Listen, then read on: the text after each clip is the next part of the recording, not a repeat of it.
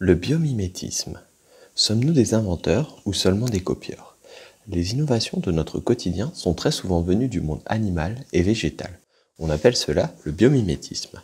C'est le processus d'innovation s'inspirant des formes, des matières et des fonctions du vivant. Introduisons 3 biomimétismes. Le biomimétisme de surface, de forme et optique. Un super adhésif, tout le monde aimerait. Une université a développé un dispositif copiant le gecko, dont la particularité est de pouvoir s'accrocher sur tout type de surface avec ses pattes. C'est le biomimétisme de surface.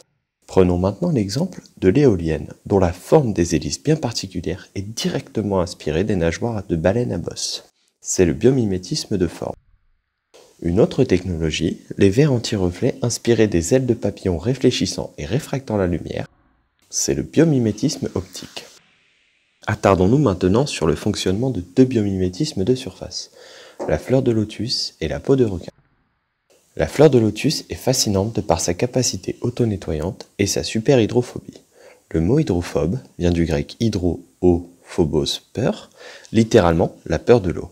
Un matériau super hydrophobe voit donc sa surface extrêmement difficile à mouiller. La mouillabilité définit la facilité avec laquelle une goutte s'étale sur une surface solide.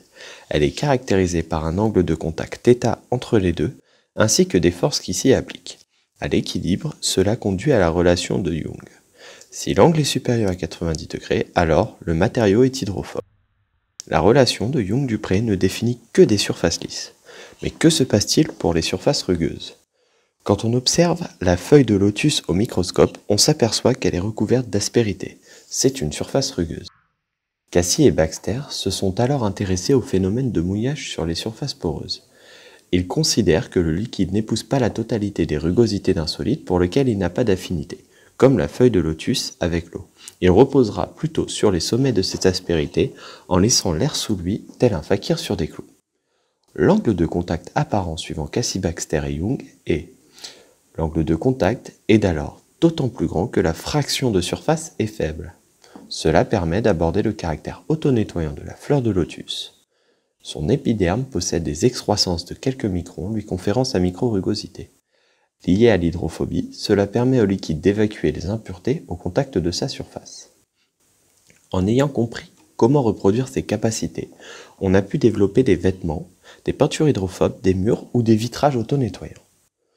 Comme la feuille de lotus, l'état de surface de la peau de requin a des propriétés étonnantes. Nous pensons généralement que plus une surface est lisse, plus elle est aérodynamique ou hydrodynamique. C'est vrai dans l'industrie moderne, mais la nature montre d'autres vérités. La peau de requin présente de minuscules écailles qui donnent l'aspect de rugosité. Elles sont recourbées vers l'arrière et, observées de haut, on remarque de micro-canaux à leur surface. L'eau de mer s'engouffre alors dans ces micro-rainures, ce qui crée de minuscules tourbillons verticaux. L'eau est ainsi ralentie localement au niveau de la peau, ce qui permet de diminuer l'effet de résistance du fluide, lui conférant une meilleure vélocité. C'est l'effet Riblet.